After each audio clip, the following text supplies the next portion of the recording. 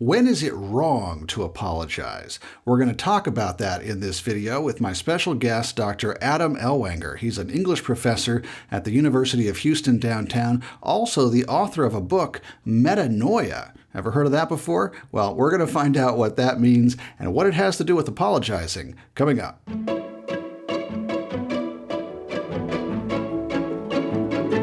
So I'm excited to talk with you here. I know that you have written a book about metanoia. We're going to find out what the heck that is here in a second, hopefully. And then you got an award I saw for an article about the public apology, ethical considerations.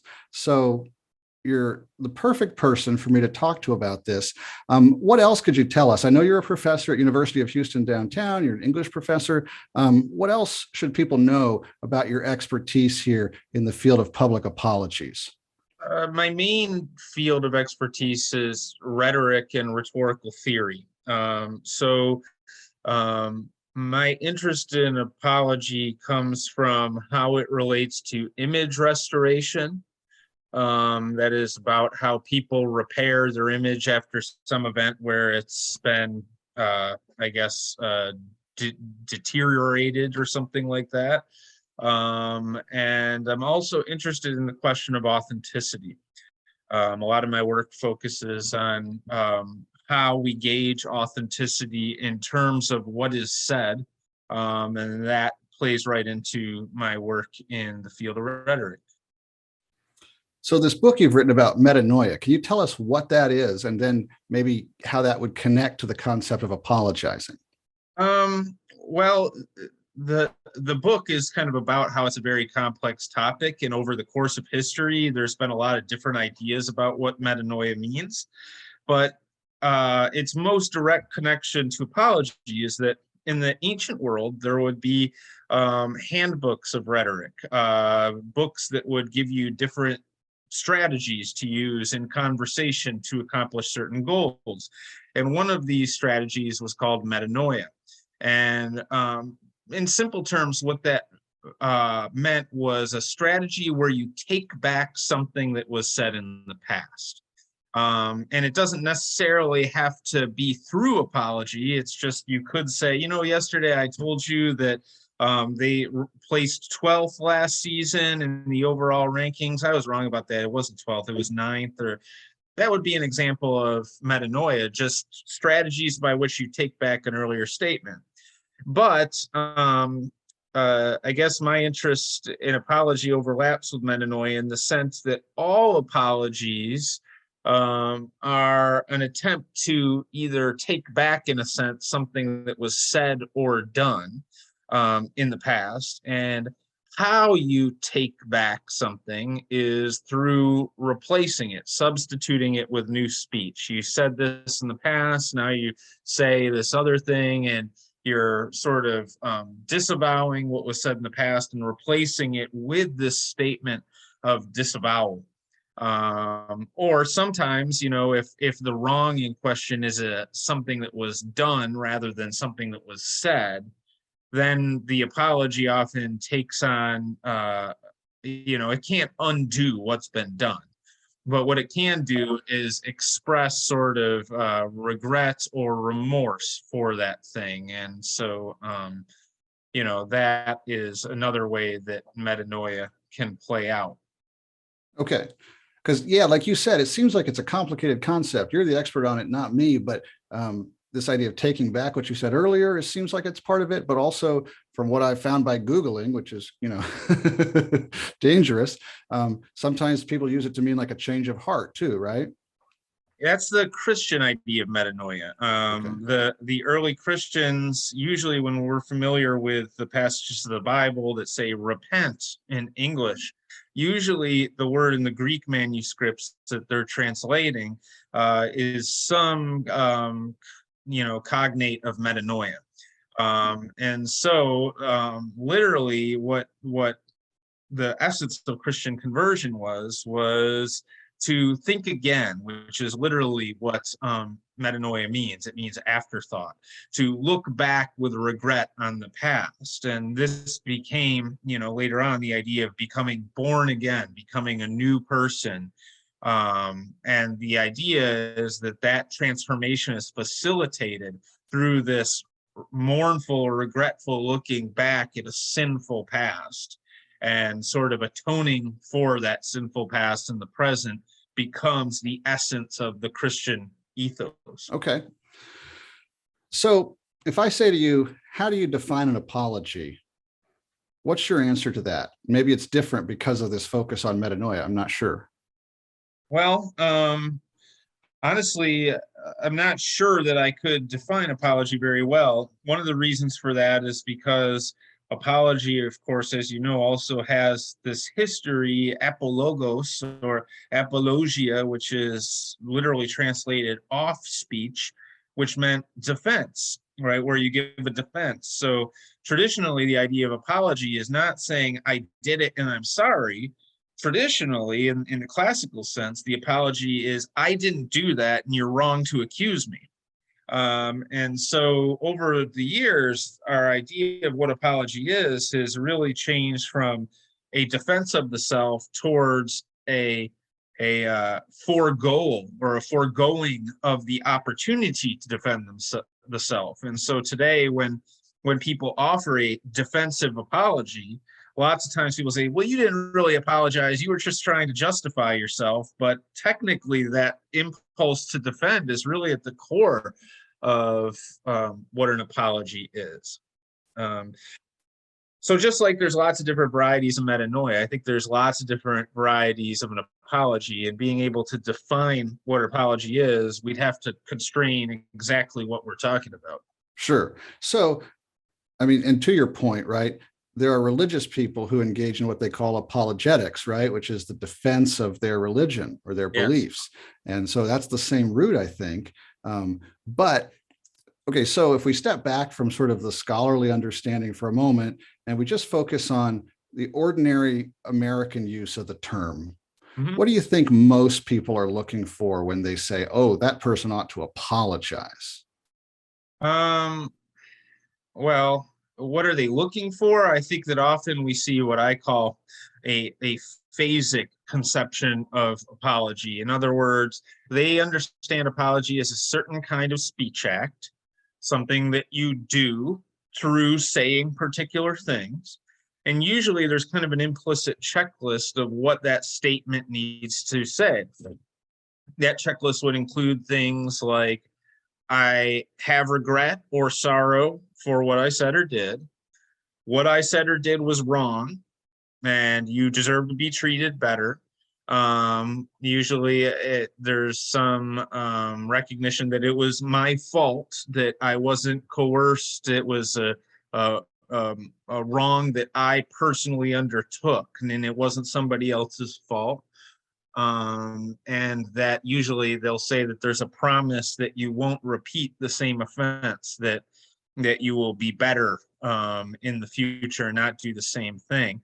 I think that's what people typically think about, although I've written a little bit about how I think there's a lot of problems with that definition, but I think that's the main definition that people use. Yeah, some of what I know you've written about is the idea that when we're talking about public apologies, celebrities or organizations or whatever, people say they need to apologize for X, Y, or Z. But in some cases, there's really no chance that those who are offended are going to forgive them for what they said or did. And you've talked about the idea that maybe we should reframe apologies a little bit and think of them not so much as trying to get forgiveness, but what would be the alternative to apologizing with the intent of earning forgiveness? Well, punishment. And this is really where it gets kind of dark, is that, you know, in particular with public apologies, almost always when someone gives a public apology, that's a responsive statement to an accusation, which is, you know, in rhetoric, we would call the categoria, which is a form of accusatory speech where you say, you've done something wrong, you need to apologize.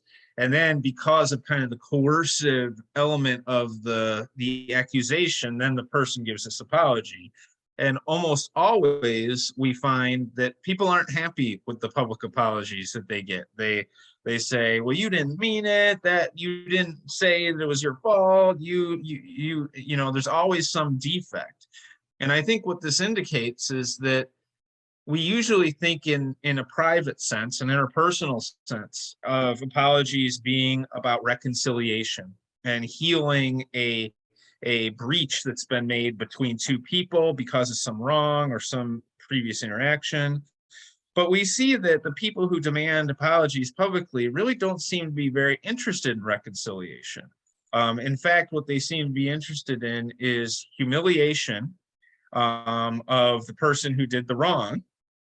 In this case, the means of humiliation is the coerced apology, being forced to take upon them their this public admission of guilt and disregard for others. But the function of this punishment, this public humiliation, is to serve as a deterrent. Usually, people use the rhetoric of apology as a means to achieve punishments for certain types of speech and behavior that they want to deter in others. And so what they do is dramatize these little spectacles where they humiliate and stomp somebody down for making some error. And then they kind of throw that person in the trash when they're done, and then kind of say to the audience, see, all you, that behavior is not going to fly, right? Now, the sad part about this is they never really are willing to concede their punitive aims. Instead, they have to conceal them because that would make them a bad guy, right? If you want retribution, right? So they can't say, we want to get you back. We want to use you as a means to draw this line in the sand. And so what they do is use a reconciliatory rhetoric of apology and forgiveness as a means to achieve ends that are not reconciliatory in any way. And so I think that's the public apology distinction. It generally aims at policing speech and behavior and punishing violators, deterring would-be violators, rather than healing the breach, forgiving, reconciling, any of that. I feel like what you're talking about could be linked to the concept that a lot of people call cancel culture. Yeah. Is that fair? Absolutely, yes. What does the term cancel culture mean to you? More or less, we just described it. To me, it is an exercise of political power. What cancel culture is claiming a sovereign right to dictate the norms for speech and behavior in democratic society. The interesting thing is that, these norms are supposed to be played out just through everyday interaction, but the enthusiasts of cancel culture aren't happy to allow the public to police their own speech and behavior. They want to exert their own vision of what is right conduct. And the way that they do this is through these little spectacles of what we call cancellation, which is really just humiliation, public humiliation, right? And then kind of the tossing of the person aside after we've sucked their blood and said, now don't any of you do that again. So I'm interested in the ethics of apologizing, but also in demanding an apology.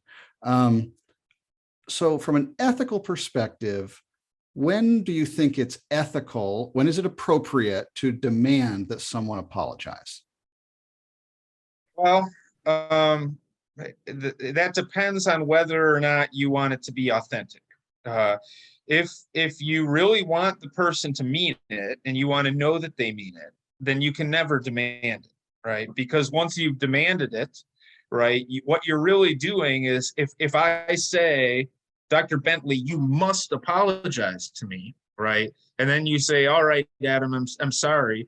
And then I say to you, well, you don't mean it. You have to mean it, right? The second that I say you must apologize, I've given you no choice, right? And in doing that, I've foregone or surrendered my right to assess the authenticity of your apology and whether or not you mean it. Now, if we're talking about in interpersonal apologies, demanding an apology, well, I suppose, like, in a friendship, right? If you're really hurt by somebody, you can say to someone, "You really hurt me," right? But I don't understand what function an apology would play, because if that person felt sorry for that, then they will apologize without you demanding it. Right. All you need to say is, "You hurt me and I wish you hadn't, because we're friends." And then if they agree with you and they feel bad for hurting you, then presumably they'd apologize of their own accord. And so I really don't see a legitimate function for demanding an apology, at least in an ethical sense, right? If we're talking about like what the right thing to do is, I don't think there's a rightful case to demand an apology ever. Interesting. And so then let's turn it around. When is it ethically important for someone to voluntarily apologize?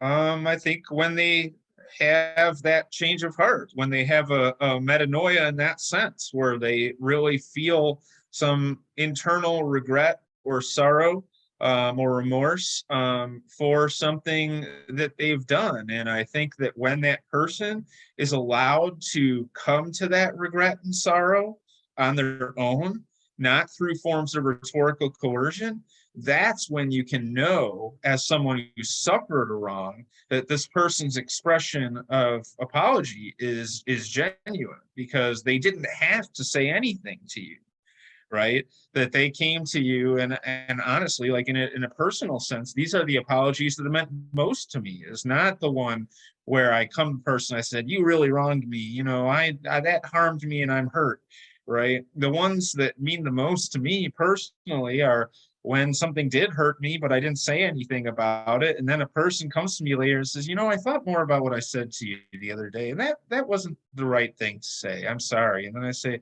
"Geez, they must really feel bad about this." And that actually does facilitate reconciliation, because I realize I didn't even say anything to them, and they've been thinking about this and thinking about how they felt bad about it. And that makes it easier to forgive for me, right? Something, because it's like, hey, it's okay. It's all right. It was hurtful, but it's cool. I'm glad that you recognize that, that wasn't the right thing to do. Don't worry about it.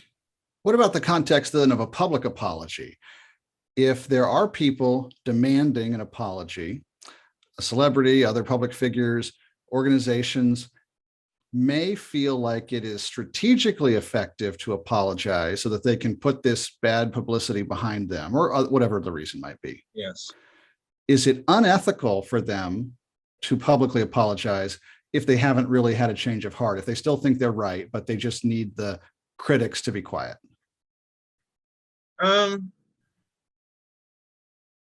Well, I mean, I think part of the problem is that we can't gauge its ethics, because we can't gauge, the interior or internal state of a corporate entity.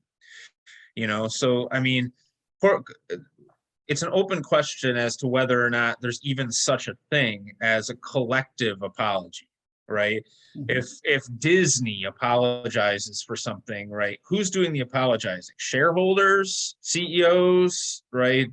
Everyone who works at the company? I don't know, and neither does the public. And so it's really hard to take the emotions that animate an apology and figure out, well, where exactly are these emotions located within a collective? With an individual celebrity, I think if I don't think it's ethical to use apology in that way if you don't feel it. Like I think, now that said, I think that it's very effective. Apology can be very effective as an image restoration strategy. So it's effective rhetoric. If we're talking about, like, is it right or wrong, I think people shouldn't say things they don't mean. But I also think that's a little Pollyanna to expect that people won't abuse an effective rhetorical strategy if it does the work they want it to do. So, Well, so for an example, lots of controversy in the last several months or even longer about J.K. Rowling, who wrote the Harry Potter stories. And of course, she licenses all of her Harry Potter content for movies and video games and other things. And so she's made controversial statements related to transgender rights, right? And so for the people that are strongly working to advance transgender rights, when she says things like, well, we have to maybe not let trans women into women's spaces or things like that, they see that as bigoted and hateful, and they're mad. And there was an attempt to boycott the Hogwarts Legacy video game. And there's been some controversy with the talk recently that HBO is going to do a new Harry Potter TV show, perhaps. And how involved is J.K. Rowling going to be in that, because we don't like her. And she has repeatedly said, that she's not hateful towards people, but these are her beliefs. And she makes a distinction between women and trans women. And she has refused to apologize or to change her position on that. Without getting into who's right or wrong on that controversial topic, the way you're defining it is she being ethical by sticking to her guns, as it were? Or would it be ethical for her to say, okay, you're right, I'm sorry? No, I think that she's being quite ethical in the sense, like I said, that I don't think that people should apologize for things they're not sorry for. I think, in fact, it's a lose-lose for her, because even if she did offer an apology that didn't reflect her actual beliefs, it's not like they're going to accept that apology anyways. All they're going to do is say, you didn't mean it, and now you're an awful person for apologizing. Plus, she's got the money to tell him to go to hell, which I think that is always the right thing to do when you've got bullies who are trying to dictate what you can and can't think, or can and can't say. So I would say that her behavior and her refusal to apologize is really a demonstration of genuine ethical action. Okay, so I want to run through some scenarios here, and these are short and they don't have all the details that we might wish they had, but I'm trying to figure out, where does it become ethically appropriate to apologize, in the sense of, I was wrong, please forgive me, or I was wrong, I have changed, and where is it not appropriate? And so the first one would be, let's say a public figure is caught using a racial slur in a private conversation. Without any more information than that, and if you want to add some caveats, that's totally fine. Is that a situation where it seems like an apology would be appropriate ethically? I would say that if they feel bad about having spoken that way prior to getting caught, like if they felt bad about it of their own volition before it became public knowledge. But I think if they didn't feel bad about using that speech, I don't think that that a public figure's private speech is anything that they need to apologize for. I think they have the right to expect privacy. Okay, yeah. And then how about, let's say an airline has to delay flights due to weather, not due to mismanagement or malfeasance or anything at the airline. Should they apologize to passengers who are upset by those delays? Well, it would be good corporate practice. I mean, I'm sure that would help, but if we're talking in ethical terms, I would say no, they shouldn't apologize. They can't control the weather, and people should travel with the assumption, especially if you're traveling by air, that weather conditions may slow your plans. So they don't have to apologize, but I think, I don't want to put words in your mouth, but it sounds like you're also saying there's probably no harm in saying, we apologize for the inconvenience, right? It's not a real apology in the sense that it says we were wrong and we deeply regret what we did. It's more of just a courtesy at that point, right? Yeah, and I wonder whether or not we would even call that an apology if they said something like, hey, I'm sorry for the inconvenience, right? Well, it's not an inconvenience they caused. All they're doing is sort of acknowledging that something that happened was annoying, right? So I'm not, I mean, I could see a good argument for saying that would be an apology, but I could also see an argument that says that's not really an apology. Maybe it's sympathy or something else that's Yeah. It's like saying, I'm sorry you're sick. Yeah, exactly. Yeah, I'm not apologizing. I didn't make you sick. Right. Okay. Okay, how about a public figure publicly accused of sexual harassment, but they don't believe they've done anything wrong, and there doesn't seem to be any evidence that they've done anything wrong? Is it appropriate to apologize in that sort of situation? No. And let's unpack why. Well, I mean, you shouldn't apologize for things you haven't done, right? To apologize, whether, like whether you mean it or not, is an implicit acknowledgement of guilt on your part. And if you're not guilty of anything, you shouldn't implicitly or explicitly acknowledge that you have any culpability as it relates to the accusation.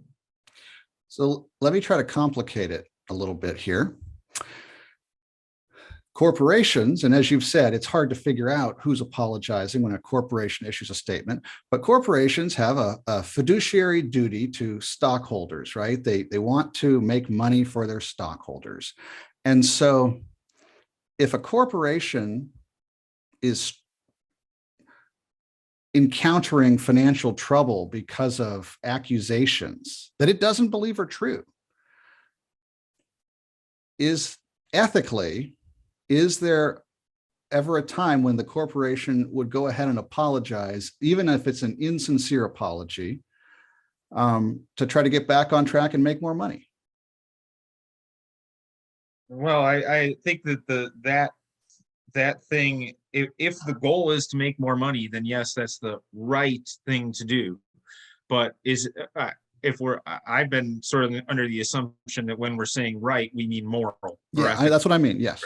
And I would say, well, no, that's not ethical, right? I would say it's definitely right in the sense that it will help them fulfill your duty to their shareholders, but in terms of ethics, it's not right to apologize for things that you don't think were wrong.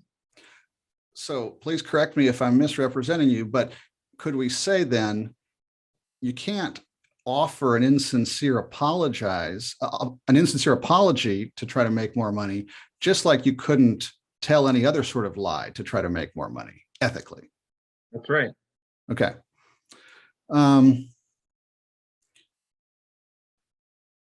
What about I might not go through all of these here because I feel like we're finding, I think your position is pretty clear. I think it makes sense.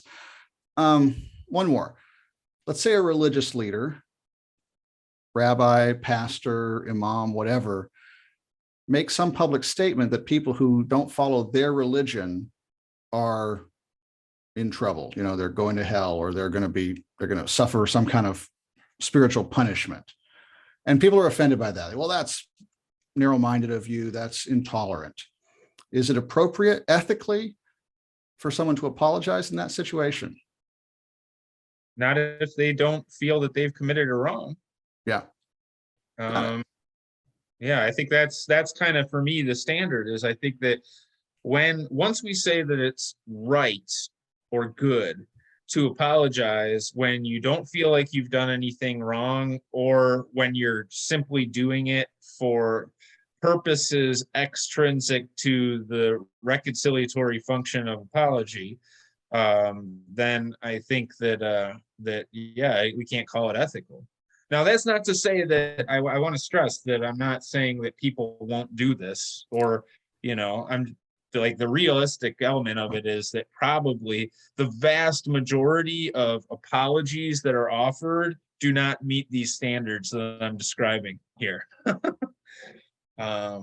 But yeah, I do think that that's the general rule, is don't apologize for stuff you don't regret. And, don't apologize because it is doing so is conducive to goals that are extrinsic to the question of the past deed. Sure. Okay. That feels like a very solid position to me, a very clear-cut position. Let's go back to the people who are offended for a second here. If I've understood you correctly, you've said that they really shouldn't demand an apology because whatever they get will be insincere. And it's really an attempt to, did you use the word bully at one point, sort of force people to apologize? Yeah. Okay, but what about when would it be ethical to say, I'm going to boycott that organization, or I'm going to boycott that athlete. I'm not going to wear their apparel, or whatever. I'm going to boycott them, me as an individual. When is that ethical? I think that, when is it ethical to boycott? I'm not sure I would ever call it ethical, but I think that it's a totally legitimate choice to respond to wrongdoing. If this imam says that I'm going to hell and I don't like it, and he decides, well, I sorry you don't like it, but that's what I think, so I'm not apologizing. It's totally within my right to say, well, I'm not going to be donating to that mosque. I don't necessarily think it's ethical. It's just a logical response to how I feel like I'm being treated. I mean, it's kind of like if somebody keeps saying nasty things to you, right? Never seems to give any care, right? It would make sense that eventually you would stay away from that person or try to avoid that person. That's just reasonable. And I don't know if you're familiar with you might in Dallas, the organization called New Founding. But one of their mottos is don't buy stuff from people who hate you. Right? Sure. Why, if I didn't like some of Nike's behavior back in 2020. Since then, when my wife buys shoes for the kids, I say, get what you want, just no Nike, right? I don't think that's going to change anything. It just makes me feel better that, like that it's not going to their pockets as far as our money is concerned. That's a perfectly reasonable position. Let me try one more time, but I'm not trying to change your mind. I'm just trying to clarify. Is there something arguably ethical about saying, I think that what this person or organization stands for is bad, maybe in a moral sense, and I don't want to support them with my money? I mean, is there an argument that could be made that this becomes sort of an ethical thing that I do, or I'm trying to be true to my beliefs by boycotting? I think that at a collective level, yes. Like, so if you and I don't like what, say, Bud Light is doing, right? And we organize an effort to get people to stop drinking Bud Light or purchasing it, then I think that effort can have a deterrent effect on other corporations from taking that position. And in that sense, we might be able to say it's ethical because we're actually doing something that might result in other, in avoiding future breaches of conduct or behavior. But I think, like, on the individual level, I don't know if I would say I feel like I'm doing something right by boycotting Nike, because I don't think they're not aware that I am, and B, if they were aware, they wouldn't care. Right. Right. And so in that sense, I'm just not sure that my boycotting on an individual level has any power to change anything. And for that reason, I would say it's more just honestly, my boycott, if I'm being honest about my motives, is much less an attempt at ethical behavior and much more an attempt to sort of boost up my own pride. Okay. Right. It's like, Mhm. it's like, I don't like what you did. I don't like how you treat me. So I'm not buying your stuff anymore. So there. Right. Yeah. Okay, so let's talk about group boycotts then, because I want to suggest, but please do push back. If I boycott a company individually, just like you said, I'm not really hurting them at all. They're not going to feel that. But if I try to encourage other people to boycott them with me, and if I have some success at that, that might hurt them. Mm-hmm. So what's the ethical threshold before I should try to get a bunch of people to join me in hurting a company or an individual through a boycott?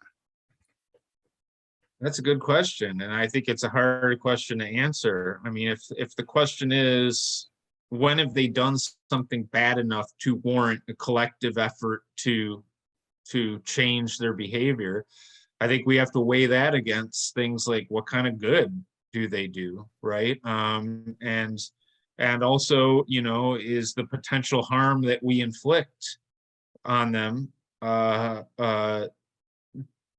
in proportion to the wrong that we're trying to rectify. I mean, like, I guess what I'm trying to say is if we're angry at them for a relatively small thing and we are so effective in our boycott that we cost people jobs or something like that, then I think you could argue at that point that we've actually caused more harm than good.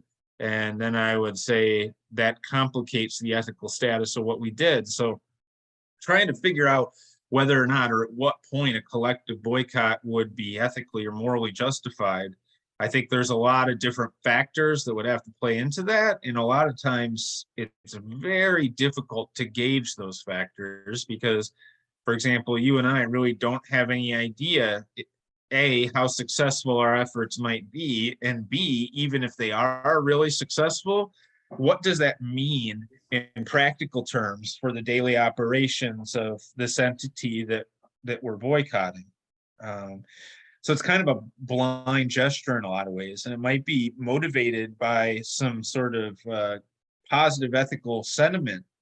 But as we know, sometimes you're trying to do something that's really good, and you actually cause more harm. Yeah.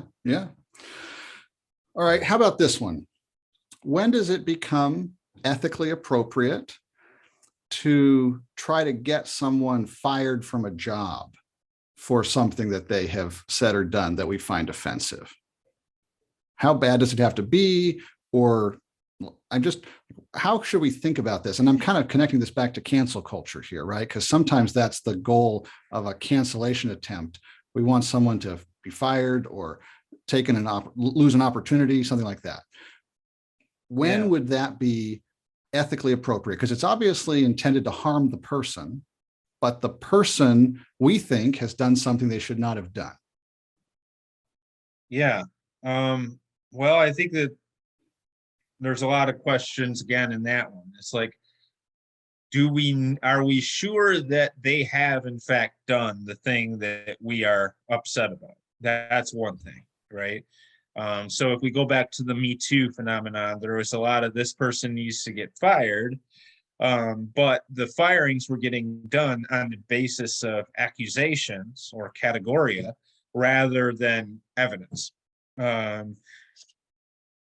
So, I mean, there's that question is like, do we know that they did what what they're being accused of? Second, has that impacted their ability to execute their duties in their official capacity, or has it affected the ability of others who are involved in the same enterprise from fulfilling their duties as well as they could? And if the answers to that is yes, we know that they did this thing that they're accused of, and it's compromised their ability to do the job well or compromise the ability of others to do the job well, then it may be ethical to exert some of that force. But then we haven't even touched on the question of, are the people who are angry about this supposed offense right to be angry about it? So if it's, sometimes I get into trouble I work at a public university, and sometimes I will state an idea in my writing or in my speech that people take offense at, and it's sort of like, well, I'm sorry that you don't like that, right? But the university is a place where there's supposed to be different ideas, and this is protected speech. I haven't directly accused you or denigrated you in any way, and so I guess what I'm saying is also it's possible that the person really did do what they're accused of doing, and that accusal is actually affecting their ability to do the job or affecting others' ability to do the job, but it's not a real offense. In other words, nobody should be upset about it. Yes, they did do that, but it's more the wrongful indignation of others that are making it a problem. So there's a lot of different considerations and when the attempt to remove or get somebody fired would be legitimate. So here's an example from the last couple of years. Controversy around Joe Rogan and his podcast, 11 million listeners a week or something like that, far and away the #1 podcast in America, I think in the world. And he had guests on during the pandemic who expressed skepticism about the vaccines and some of the other COVID related policies, I think. And there were medical professionals saying, hey, this is terrible misinformation. This is dangerous. You shouldn't be spreading this misinformation, by interviewing people who said these things. And there was also a controversy involving some old clips of him using the N-word and some other things. But let's focus just on the question of COVID misinformation. People were trying to pressure Spotify, his platform, to kick him off so that they wouldn't be culpable for helping him spread this dangerous misinformation. And Spotify said, no, we're a platform for all different voices. We're not going to be in the business of censorship. And Joe Rogan put out a kind of an apology on Instagram where he said, look, I mean, if I pissed you off, I'm sorry, but I was doing this to try to hear different voices, and I'm not an expert, and these conversations, they just go where they go. Can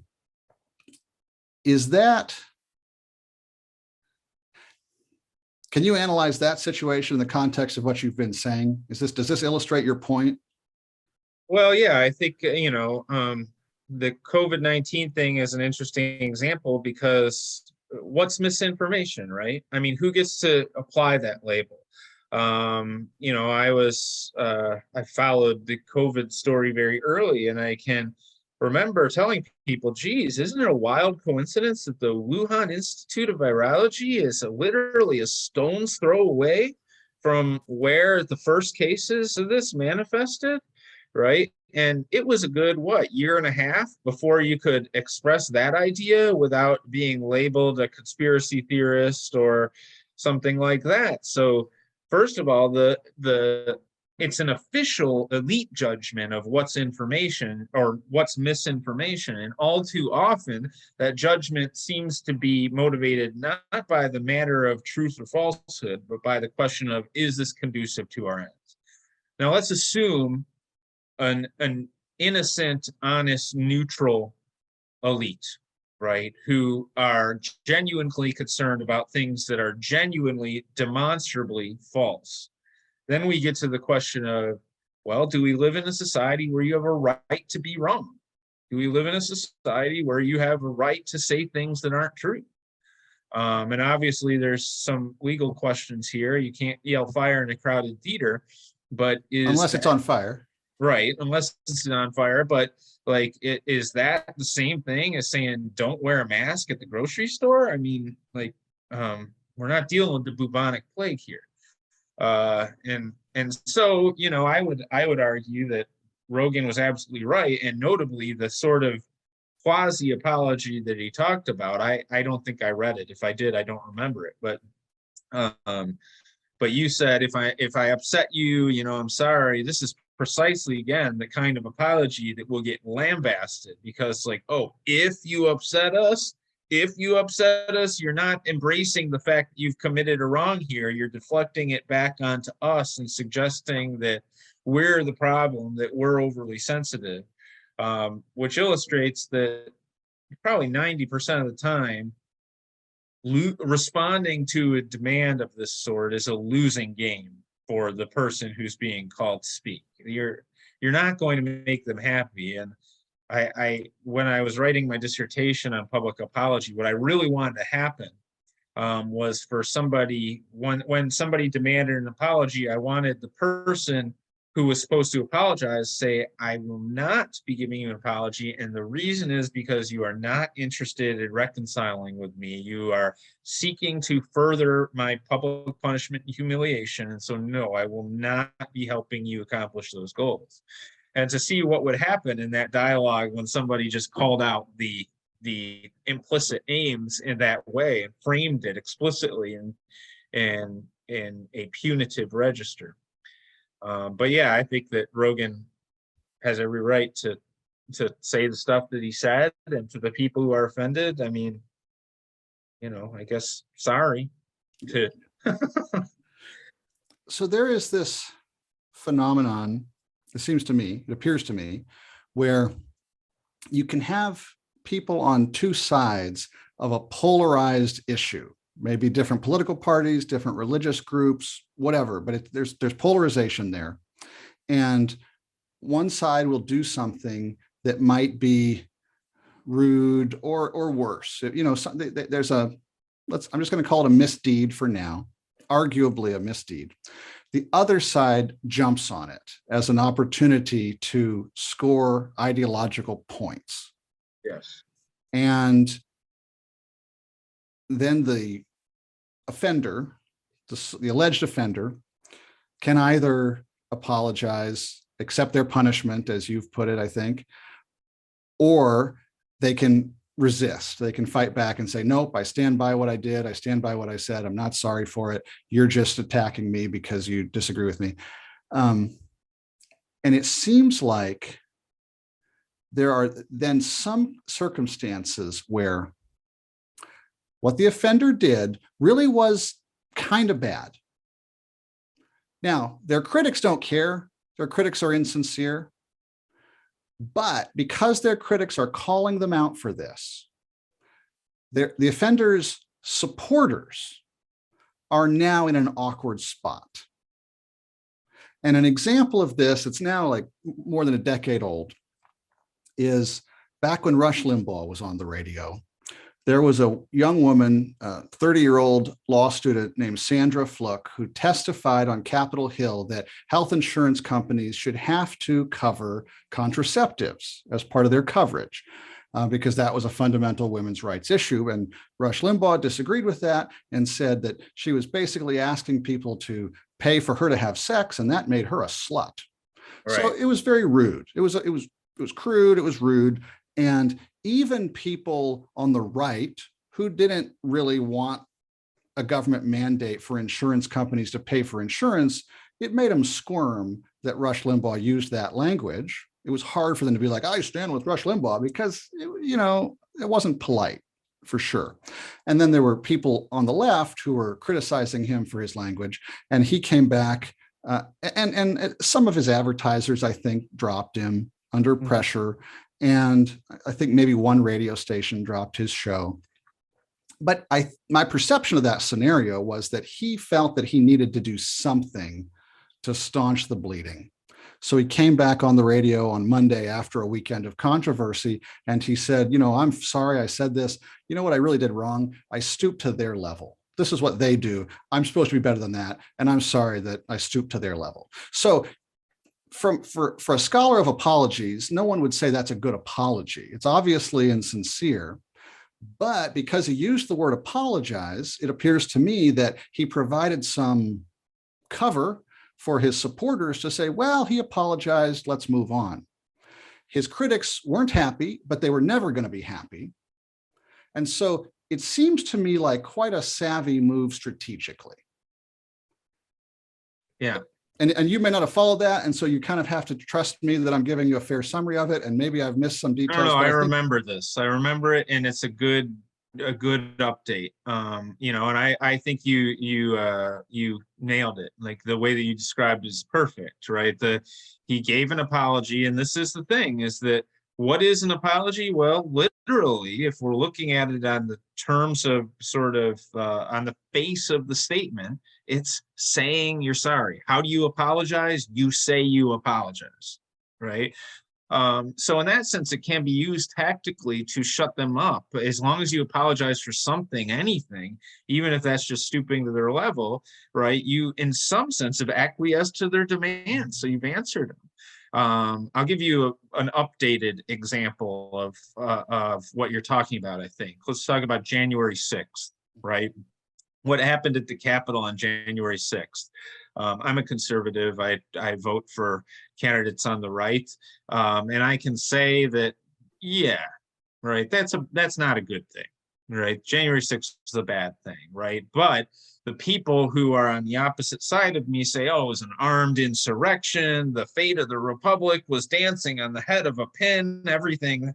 AOC almost died, like all of this stuff. And what that does is, their willingness to try to make this into a worse than 9/11 event makes me personally want to say, well, yeah, I do think it's wrong, but I'm not going to say I think it's wrong because you guys have so mischaracterized it. That's, and honestly, I think what you're doing in mischaracterizing it is worse than what happened on January 6th. Because it's a crass attempt to try to score certain points or to enable some political upper hand. And then we fast forward, 3 years, and once again, we go up to Tennessee. There's a shooting in Nashville, right? We have elected officials on the floor of the Tennessee Capitol calling for, a popular uprising, people entering into the chamber, and right, is this an armed insurrection? Well, no, this is just power to the people, right? And it brings out the worst in both sides, because the same people who were like the Republicans dancing on a head of a pin on January 6th are now like, no, this is democracy in action. Meanwhile, I'm the guy who's tweeting saying, hey, look, another armed insurrection, right? And now I'm doing that. So the whole discourse is so charged with the attempt to negotiate exactly what the offense is, the significance of the offense, and who's responsible for it. And I think that this is one of the reasons why the idea that an apology could satisfy anybody on any side is just silly, because we don't even agree on what happened. We don't agree on who did it. We don't agree on, if it did happen, what it means, right? We don't agree on any of that. So there's, I guess in rhetoric, what we would say is there's no stasis, right? In order to have a productive argument, we need to have a stasis, a set of facts that we agree on, and we don't have that. So this is interesting. I'm trying to think, if someone, let's say someone on the right who does see January 6th as a bad event, but who also perceives that it's being weaponized by the left in a way that's disingenuous. And I guess for this hypothetical to work, we would have to be talking about someone who somehow contributed to what happened on January 6th, right? An onlooker can't apologize for January 6th. That wouldn't make sense. So an ordinary conservative, there would be no reason for them to say, oh, I'm sorry about that riot. Well, were you there? No. Did you try to encourage anyone to riot? No. Okay, well, then what are you sorry for? Right? So they can't apologize. But let's say somebody who was somehow involved. Somebody who violated the most sacred space of Pelosi's office. Well, sure. But let's say that someone looks back on what they did on January 6th and has regret about it. I got out of hand. I shouldn't have done what I did. There might be some impulse to apologize, but at the same time, there would be a perception that your political opponents are going to capitalize on any apology and try to use it for their political interests, which you disagree with. So strategically, there might be value in staying quiet, not apologizing, not giving any ammunition to the enemy, so to speak. Is there any moral duty ever to apologize if you feel like you were wrong? Even though you know it's probably going to be twisted, people are probably going to use it unfairly. Is there any moral duty to apologize, or is apology a purely functional type of rhetoric that you can use when you want to reconcile and you can choose not to use when you don't want to reconcile? That's an interesting question. I've never thought of it. You're asking is like, if you do honestly feel it, is there a moral duty to say it if you feel it, regardless of how it might get used? My sense would be that it's functional in the way that you said just a moment ago, is like, if you feel like those feelings need to be externalized, I guess what I'm saying is that the apology really plays a bigger role for the apologist than it does for the recipient of the apology. When I apologize, it's sure it's partly to assuage the suffering of whoever I did wrong. But honestly, it's inside, I feel compelled to say it because I feel like I've done something wrong. And until I've admitted, right, that I did, like that to me is kind of a catharsis or a expiation of the sin. Um, I would say, the reason it's not necessarily morally obligatory to apologize if you feel it is that if you don't apologize, you don't get the expiation, right? You've got to live with the guilt and live with the effects of what you said or did. And of course, sometimes, any adult has had this experience where you do genuinely regret something that you said or did, but you simply can't repair that, right? And you're just going to have to live with, this is what I did, right? And sometimes apology won't make a difference. It's sometimes, I would assume, not apologizing, is kind of a way to honor the suffering that you inflicted upon the person who would be the recipient of the apology, right? Because we ask something of the recipient of an apology, and that's to forgive us or to really sort of restore what was there before I did this thing or said this thing. And sometimes that places the burden on the very person who was the victim of what happened. And so in a sense, I guess like not apologizing could be a way to honor the suffering of the victim, right? To say, look, I've got to live with this. But I don't know. That's all very sketchy. I'm not sure I fully agree with what I just said, but it's an interesting point. Yeah. Well, it's complicated, and that's part of the reason I'm talking to experts in this area. Yeah. And thank you so much for giving me your time today. I really appreciate it. Oh, it's fun. Thanks. There you have it. A big thank you to Dr. Adam Ellwanger. If you're interested in finding out more about his book, Metanoia, I've put a link in the description below. Consider liking this video and subscribing to the channel. Maybe share this with somebody else who'd be interested. Thanks for watching. See you again soon.